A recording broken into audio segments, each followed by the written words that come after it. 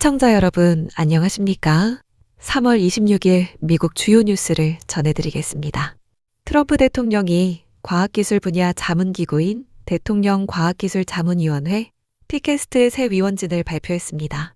피캐스트는 인공지능, 반도체, 에너지, 보건, 국가안보 등 과학기술 현안에 대해 대통령에게 독립적인 자문을 제공하는 공식 기구로 법안이나 규제를 직접 만들지는 않지만 보고서와 권고안을 통해 행정부와 의회의 정책 방향에 영향을 줍니다. 이번에 임명된 위원 명단에는 메타 창업자 마크 저커버그, 구글 공동 창업자 세르게이 브린, 엔비디아 CEO 젠슨 황, 오라클 회장 레리 앨리슨, 벤처 투자자 마크 앤드리슨, AMD CEO 리사수 등 미국 기술 산업의 핵심 인물들이 대거 포함됐습니다. 위원회 공동의장은 백악관 AI 및 암호화폐 수석 고문인 데이비드 삭스와 전 미국 최고 기술 책임자 출신인 마이클 크라시오스가 맡게 됩니다. 트럼프 대통령은 행정명령을 통해 이 위원회를 구성하면서 미국의 과학기술 리더십 강화와 이른바 혁신의 황금시대를 이끌어갈 역할을 부여했습니다. 위원회는 정기적으로 회의를 열어 AI, 첨단 반도체, 양자 컴퓨팅, 청정에너지 등 신기술이 미국 산업과 노동시장에 미칠 기회와 위험을 분석하고 이에 대한 서면 권고안을 대통령과 고위 관료들에게 전달하게 됩니다. 백악관 조직 내에서 피캐스트는 연방연구개발을 총괄하는 과학기술정책실과 나란히 운영되며 외부 전문가 시각에서 정책 의제를 보완하는 구조입니다. 트럼프 행정부는 최근 AI 관련 문서를 통해 의회에 AI에 대한 전국 단위의 통일된 규제를 마련하고 주별 개별 규제를 제한할 것을 추진하고 있으며 피캐스트가 이 논의에서 핵심적인 자문 역할을 수행할 것으로 보입니다. 이번 위원 구성에는 사프라케츠, 마이클 델, 프레드 에르삼, 데이비드 프리드버그, 제이콥 드이트, 존 마르티니스, 밥 멈가드 등도 이름을 올렸습니다. 백악관은 이번 인선을 통해 실리콘밸리를 AI와 첨단 기술에 관한 연방 차원의 의사결정에 깊숙이 참여시키겠다는 방침을 내놓은 상태입니다. 다음 뉴스입니다. 미국 우체국 USPS가 창설 이래 처음으로 소포 배송의 8%의 연료 할증료를 부과하겠다고 발표했습니다. 이 할증료는 오는 4월 26일부터 시행돼 2027년 1월 17일까지 유지될 예정이며 프라이어리티 메일 익스프레스, 프라이어리티 메일, USPS 그라운드, 어드밴티지, 파슬 셀렉트 등 주요 소포 서비스가 모두 적용 대상입니다. 할증료 도입의 직접적인 원인은 올해 2월 28일 미국과 이스라엘의 이란 공격 이후 급등한 유가로 원유 가격은 2026년 초 대비 최대 40%까지 올랐습니다. 미국 내 디젤 평균 가격도 한 달 전 갤런당 3달러 75센트에서 현재 5달러 37센트까지 치솟은 상태입니다. USPS는 성명을 통해 경쟁사들이 이미 여러 차례 할증료를 부과해온 반면 자신들은 이를 최대한 피해왔으며 이번 할증료도 경쟁사 연료 할증의 3분의 1 수준에 불과하다고 설명했습니다.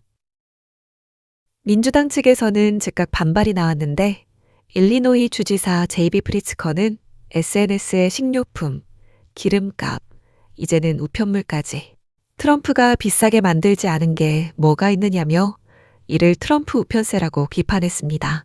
유가 상승 외에도 USPS의 재정 상황은 이미 심각한 국면에 접어들어 있습니다. 이달 초 데이비드 스타이너 우체국장은 의회에 출석해 의회가 USPS의 차입 한도를 변경하지 않으면 1년 이내에 우편 배달 자체가 불가능해질 것이라고 경고한 바 있습니다. 다음 뉴스입니다. 미국 워싱턴의 싱크탱크인 책임연방예산위원회 CRFB가 소셜 시큐리티 재정 위기를 해결하기 위한 새로운 방안을 내놓았습니다. 핵심 내용은 부부 기준 연간 수령액을 10만 달러, 개인은 5만 달러로 상한선을 두자는 것입니다. 현재 35년 이상 최고 과세 기준 소득을 유지한 고소득 부부가 만기 은퇴 연령인 66세에서 67세 사이에 수령을 시작하면 연간 약 10만 달러, 올해 67세에 수령을 시작하는 경우에는 10만 1천 달러까지 받을 수 있는 구조입니다. 소셜 시큐리티 은퇴급여를 지급하는 신탁기금은 2032년에 고갈될 것으로 전망되며 그 시점이 되면 예정된 급여의 24%만 지급이 가능해집니다. CRFB의 마크 골드웨인 수석 부사장은 연 10만 불 이상을 지급하는 것은 빈곤 방지를 위한 소득 보장 프로그램의 취지에 맞지 않으며 대다수 수급자에게 예정된 급여조차 지급하기 어려운 상황에서는 더욱 그렇다고 설명했습니다. 이 상한제는 수령 시작 연령에 따라 금액이 조정되는데 부부가 70세까지 수령을 늦추면 상한이 12만 4천 달러로 올라가고 62세에 조기 수령하면 7만 달러로 낮아집니다. CRFB 추산에 따르면 부부 10만 달러 상한선을 물가 상승률에 연동할 경우 향후 10년간 약 1천억 달러를 절감하고 소셜 시큐리티의 75년 재정 격차를 5분의 1 수준으로 줄일 수 있습니다. 현재 연간 5만 달러 이상의 급여를 받는 수급자는 약 100만 명이며 소셜 시큐리티 전체 수급자는 생활보충수당 포함 7,500만 명 이상입니다. 다만 반대 의견도 만만치 않은데 소셜 시큐리티 워크스의 낸시 홀트먼 대표는 이 제한이 시간이 지나면서 점점 더 많은 사람에게 적용돼 결국 젊은 세대의 급여까지 깎이게 될 것이라고 우려를 표명했습니다. AARP 역시 서면 성명을 통해 상한선 설정이 더 광범위한 급여 삭감으로 가는 뒷문이 될 수 있다고 지적했습니다. CRFB는 이 제한 외에도 고용주체 급여세 대체안과 연간 생활비 조정 상한제 등 소셜 시큐리티 재정 건전화를 위한 일련의 방안을 발표하고 있습니다. 다음 뉴스입니다. 국토안보부 셧다운이 41일째 이어지면서 상원 공화당과 민주당은 서로의 제안을 공식적으로 거부하며 교착 상태가 한층 깊어지고 있습니다. 민주당은 수요일 이민세관 단속국 요원의 마스크 착용 금지와 민간주택 진입 시 법원 영장 요구 등 집행 제한 조건이 포함된 새 제안을 상원에 제출했습니다. 존 튠 공화당 원내대표는 이 제안을 즉각 거부하며 이미 거절된 것을 다시 요구하고 있다고 일축했습니다. 공화당 측도 화요일 별도의 제안을 보냈지만 이민세관 단속국의 구급 및 추방 관련 예산을 아예 분리하자는 내용이었고 민주당은 실질적 제한 조치가 빠졌다며 이를 받아들이지 않았습니다. 이에 공화당은 오늘 민주당의 최종 제안을 전달했다고 튠 원내대표가 밝혔으며 구체적인 내용은 공개하지 않았습니다. 트럼프 대통령은 백악관에서 셧다운이 계속되면 매우 극단적인 조치를 취할 수 있다고 경고한 상태입니다.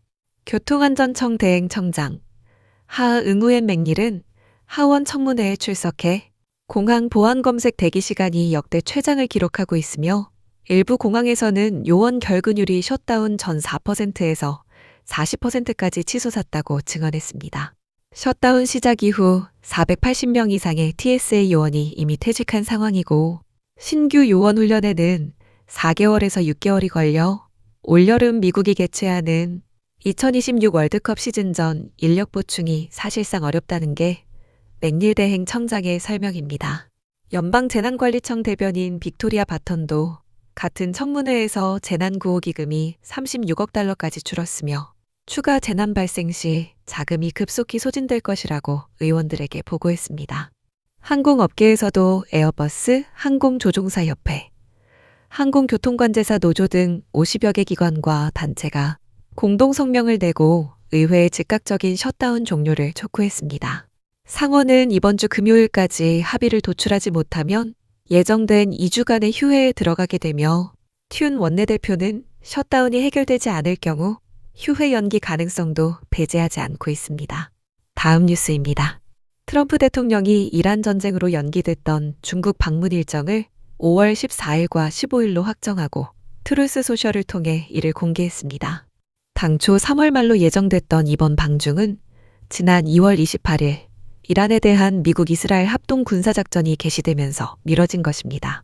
트럼프 대통령은 게시글에서 양측 대표단이 이번 방문을 위한 최종 준비를 진행 중이라고 밝혔으며 시진핑 주석을 워싱턴으로 초청해 답방을 성사시키겠다는 계획도 함께 내놓았습니다.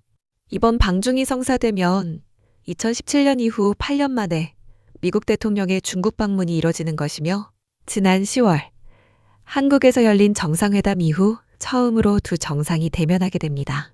양국은 베이징에서 농산물과 항공기 부품 교역에 관한 우호적 합의를 도출할 수 있을 것으로 예상되지만 대만 문제를 둘러싼 깊은 갈등은 쉽게 풀리기 어려운 상황인데 트럼프 대통령이 대만에 대한 무기 판매를 크게 늘린 것이 베이징의 강한 반발을 사고 있기 때문입니다.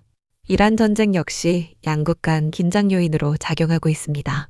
트럼프 대통령은 호르무즈 해협 봉쇄를 시도하는 이란에 맞서 중국을 포함한 주요 원유 소비국들의 협조를 요청했지만 2026년 첫 2달간 하루 약 1,200만 배럴을 수입하며 세계 최대 원유 수입국인 중국은 아직까지 요청에 직접적인 응답을 하지 않고 있습니다. 백악관 대변인 캐럴라인 레빗은 시진핑 주석이 일정 연기에 대해 충분히 이해했다고 전하면서 전투작전이 진행되는 동안 대통령이 워싱턴에 머무는 것이 중요하다는 점을 시 주석도 인정했다고 설명했습니다. 이란 전쟁의 종결 시점에 대해 레빗 대변인은 우리는 항상 약 4주에서 6주를 예상해왔다고 답하며 구체적인 시점 언급은 피했습니다. 지난 2월에는 미국 대법원이 대통령의 관세 부과 권한을 제한하는 판결을 내려 트럼프 대통령이 미국의 3대 교역국인 중국과의 협상에서 활용할 수 있는 무역 지렛대가 줄어든 상태입니다. 다음 뉴스입니다. 일론 머스크의 스페이스X가 이번 주 내로 기업 공개 IPO 신청서를 제출할 것으로 알려지면서 상장 전 지분을 보유한 펀드들의 주가가 급등하고 있습니다. 뉴욕 증권거래소에 상장된 폐쇄형 펀드 데스티니 테크백은 화요일 9%, 수요일 15% 이상 올랐으며 이 펀드는 스페이스X의 16.2%, 최근 스페이스X와 합병한 머스크의 엑스에아에 3.5%를 투자하고 있습니다. 최근 뉴욕 증권거래소에서 거래를 시작한 펀드라이즈 그로스테크 펀드는 스페이스X 지분 5%를 보유하고 있는데 상장 첫날 시초가 약 31달러에서 현재까지 약 1200% 급등했고 수요일 한때 575달러까지 치솟기도 했습니다. 캐시우드의 아크벤처 펀드도 스페이스X의 약 18%의 지분을 보유하고 있으며 올해 7%, 최근 12개월 기준 60% 이상의 수익률을 기록 중입니다. 이 밖에도 베런 파트너스 펀드, 피델리티, 블랙록, 노이버거 범원의 뮤추얼 펀드 등 다수의 주요 금융기관들이 상장 전 스페이스X 지분을 확보하고 있는 것으로 모닝스타 데이터를 통해 확인됐습니다. 펀드라이즈의 벤 밀러 CEO는 베런스에 보낸 성명에서 스페이스X IPO가 20년 넘게 회사를 키워온 투자자와 직원들에게 큰 수익을 안겨줄 것이라고 밝혔습니다. 일부 관련 펀드들의 변동성은 상당히 큰 편으로 베런 ETF는 올해 약 10%, ER쉐어스 펀드는 약 15% 하락한 상태입니다. 이상으로 오늘의 뉴스를 마칩니다. 시청해주셔서 감사합니다.